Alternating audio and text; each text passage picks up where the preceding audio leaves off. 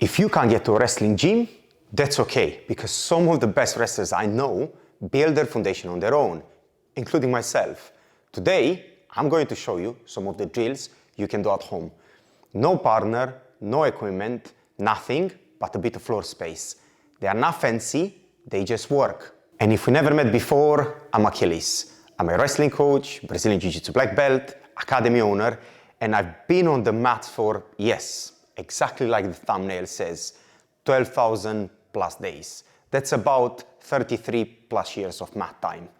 But here's the truth. I hear this from a lot of you and a lot of my students.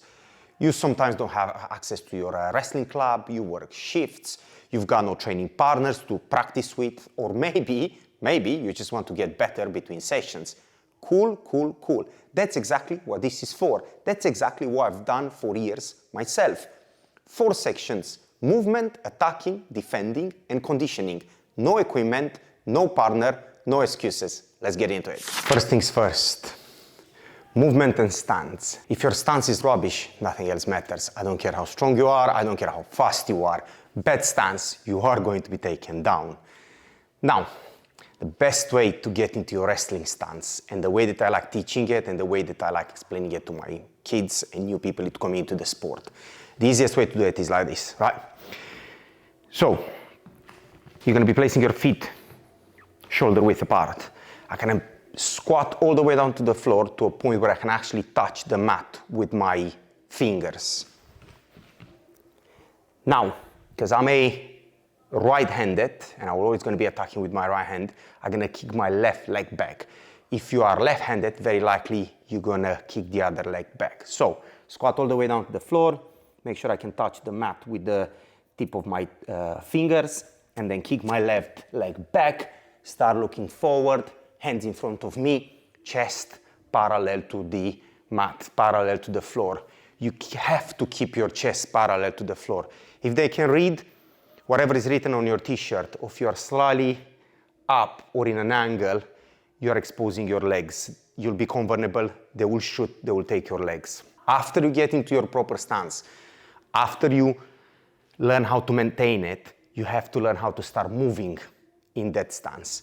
And you have to start moving on the ball of your feet. You have to be light on your feet. So, I'm down here to the mat, I can touch it, I'm close to it, my chest it's in the right place, my head is looking forward, the hands are in front of me, and now I start moving. I start circling, I start moving forward, I start moving back, I start moving left, I start moving right. This is a very good way to warm up. This is a very good way to start your training sessions with, and it's something that you have to regularly go over and practice, because the better, the faster, the easier you move on your feet, the better you flow on the mat. You probably heard this before. Float like a butterfly, sting like a bee. It applies to wrestling too. The quicker and the faster you can move and change angles, cut corners and so on, the more effective your wrestling will be. And this is one of those drills that you have to, on a regular basis, practice every single week, at home as well. And it's a good way of warming up, firing up those muscles, you know, getting the arms nice and loose, engaging the back, the glutes, the legs, and so on. So make sure you get into your proper wrestling stance and you start moving around with your hands, kind of shadow wrestle so you can warm up. Use this as a way of warming up. Shadow wrestle to warm up.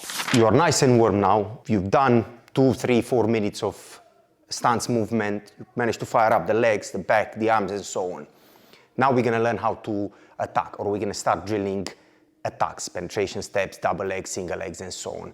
From that stance that we just learned, now we need to develop good habits and a good pace, how to, you know, shoot for the legs. And this is where a lot of people fail. They practice this, but they practice this wrong, and they do hundreds of drills the wrong way. Don't do that to yourself. Learn it once and learn it well, and then practice it properly every single time.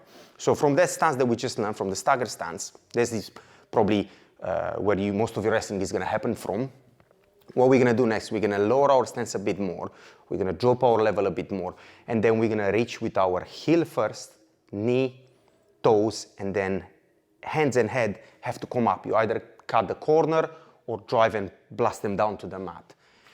So from our stagger stance, I'm gonna lower my stance a bit more. I'm gonna drop my level. Then I'm gonna do my penetration steps. So from here, I'm gonna be reaching with my heel, then toes, then knee, hands come in front of me, the trial leg comes up, head nice and looking towards the ceiling, cut the angle. Lower my stance, I'm looking forward. I'm in a position now to shoot. Heel, toes, knee goes to the floor, I grab and I cut the angle.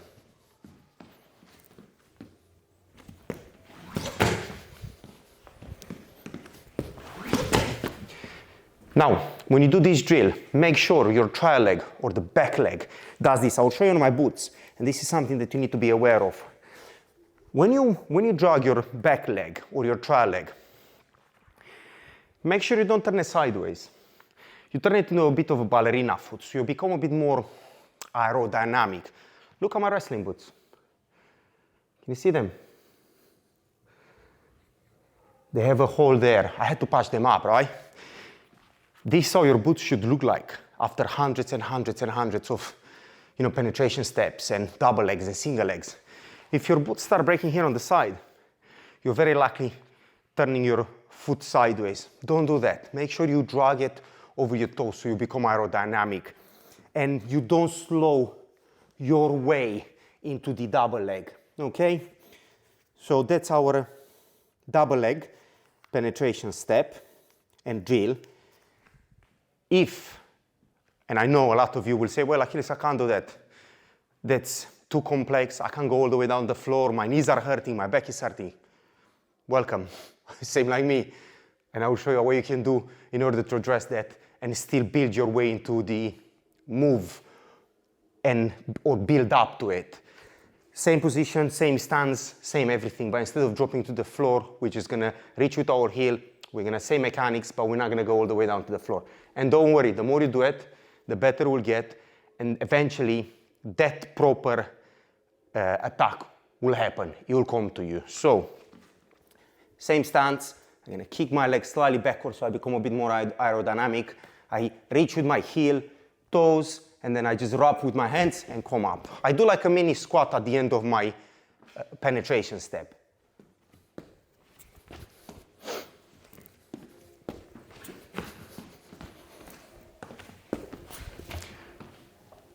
This is our double leg, or we could turn it into a knee pull. Now, if we want to attack with a single leg or a sweep single, we need to attack on the outside.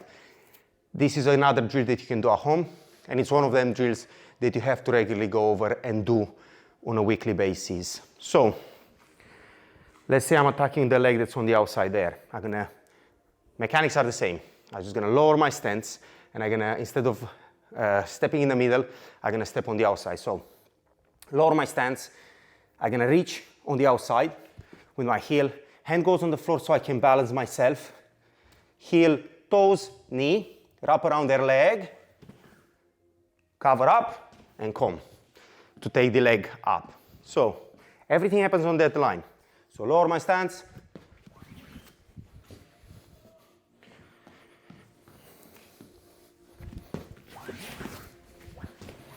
You got the idea. So, 20 on one leg, 20 on the other leg. Same with the double leg, 20 on one leg, 20 on the other leg. And that's your attacking drill. So now we know how to move, we can shoot, but what happens when someone actually shoots on you? Because in wrestling, if you can't defend, you are going to be taken down.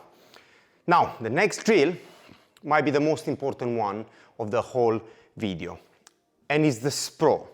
But most people think, well, yeah, I just, hands to the floor, kick my legs back, that's my defense. Well, it is to an extent, but you don't want to always fully commit to a big full-on sprawl, because a lot of the times they are faking on you. So, I will show you a couple of ways of learning this and a couple of ways of practicing this. So, we're gonna do what we call a mini sprawl, and then we're gonna learn how to do the proper full-on sprawl. And both of them, they work very well. I always start warming up with my mini sprawls, and then I come up, start moving in my stance, shoot fake attacks, and then start using the full-on sprawl. With a mini sprawl, and this is one of the sprawls that you will use more in your wrestling, because as I said, a lot of the times they will be faking. They will try and have a reaction from you. So you go down the floor, they can snap, they can go behind and so on. Don't do that to yourself. You are just making their life easier. So I warm up with this, and then I start doing a few reps of sprawl as well. So I'm hands on the floor, knees down on the floor as well, right? So hands on the floor, knees, and I'm just gonna be coming up, back down on my knees, back up, back down on my knees, back up.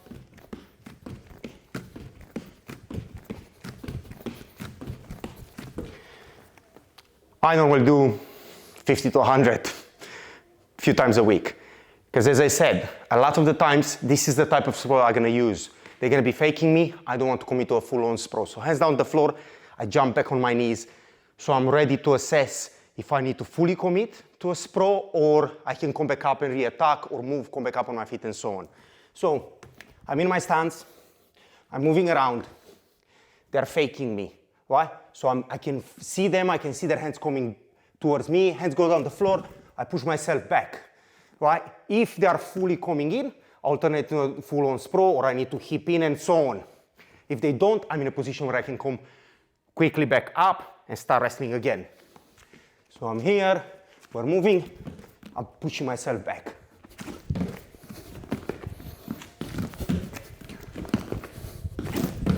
And this is your mini sprawl. Now, the big sprawl, the full-on sprawl. They got in, they managed to get close to your legs, or they managed to engage with your hips and legs. Now we need to full-on sprawl. So, hands go down to the floor, throw my legs back, put my shoelaces on the floor, look up to the ceiling. If I look up the ceiling, I know my back will bend down, will curve down, my hips will become very heavy. At that moment in time, my hips have to become the heaviest thing on this planet. The heavier they are, the better for me, the easier the defense for me, the harder for them to finish the double leg. So hands on the floor, hips down, look up, go on my shoelaces. The reason why we go on our shoelaces is so I don't give them an anchor point. So think about it like this. If I'm on my hips all the way down here, and I put my toes down, now my toes gonna grip onto the floor. He's driving forward. He's gonna have an anchor point, and then he's pushing into me. It's easier for him to drive and lift me up. He has a wedge that he can use to lift. Now, if I'm on my shoelaces, and then he's driving forward, I'm just gonna be gliding like this on my front, on my hips. So, down on the floor, shoelaces, looking up, hips are very heavy, and then we can start working defenses. So, mini sprawl, as I said, I do this drill hundreds of times, several times a week, and then I move in my stance, and then sprawl, sprawl, sprawl, sprawl. You have to fire up those muscles. You have to get into the habit of knowing, understanding, and building up the resilience. They're shooting in, you sprawl them heavy. Flatten them out, go behind. So this is one of them drills, again, that done regularly, done effectively, and building it from the foundation up, in long run, will pay you dividends. And the last drill that we're gonna do, it's our wrestling-specific conditioning. So, again, only 4 movements. There are loads and loads and loads you can do. I'm only gonna give you 4 different ones, but in my opinion, these 4 are probably the best ones you can do. First one I like to start with, and one that I use a lot, we call them Hindu squats or air squats. So they look like this. I keep my heels pretty much kind of, close to each other, just, apart, just a palm apart. I go up on the ball of my feet, and then I pretty much go into a motion like I'm picking stuff off the floor. So it looks like this. I go on the ball of my feet, knees pointing up, out, and then pick stuff off the floor, like so.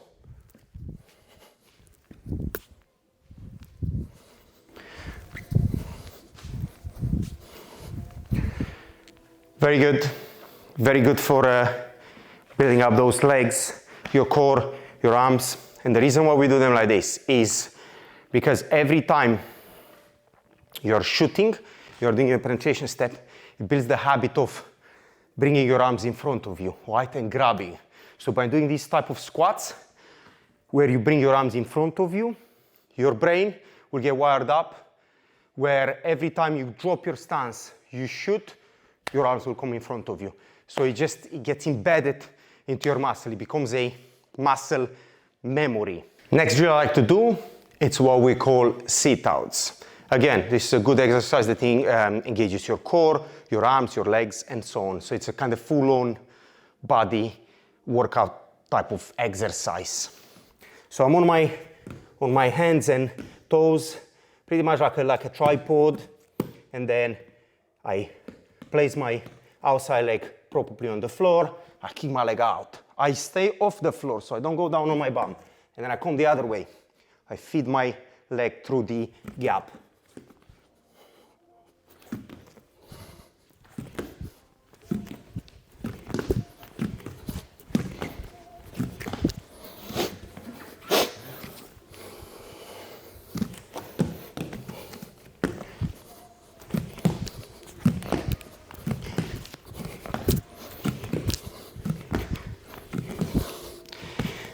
Sit-outs. I like to do them like this, where I keep my bum off the floor, just because he builds up that shoulder, my back, my balance. A lot of the times you'll find yourself in awkward angles where you need to turn, move on your elbow, flip around, and so on. It builds up the shoulders, the fibers in the muscles that you require for those type of movements. Now, next thing, or the next exercise I like to do is the wrestling sit-ups. Wrestling sit-ups, you've probably seen them before. These are the ones that I like doing, and I find them to be the most effective ones for building up my core, my legs, the sides of my, the body, between the ribs and so on. Makes me feel, makes my core feel a bit stronger. So legs go down the floor, arms up here, and then I try to pretty much reach and hit them in the middle, like so.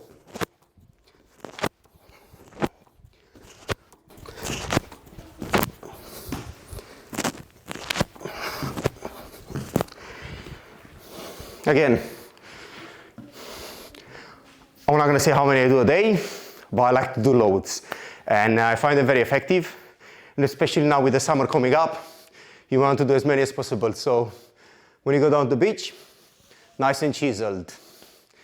And the last one, the last drill we're gonna do, or the last exercise we're gonna do, it's one that I really like. Again, I find it's a full body workout and it's very effective. It's a exercise that's been around for thousands of years. And I think it's quite popular in the Asian culture, the Indians, the Pakistanis, that side of the world. They use it more than the Eastern Europeans and Americans. They call them dands. I hope I pronounce it well. But they're very good, they're very effective, and they work your full body. Now, the dands are pretty much a combination between that air squat and a push-up / cat dip. So it's a full-on body exercise. So we're gonna be in the same position like we've been when we've done our air squats or Hindu squats, where we're on our toes, right? We're coming up on our toes, we're coming up, we're going back down, hands to the floor, kick the legs back, push-up position, dip at the end. Then jump back up.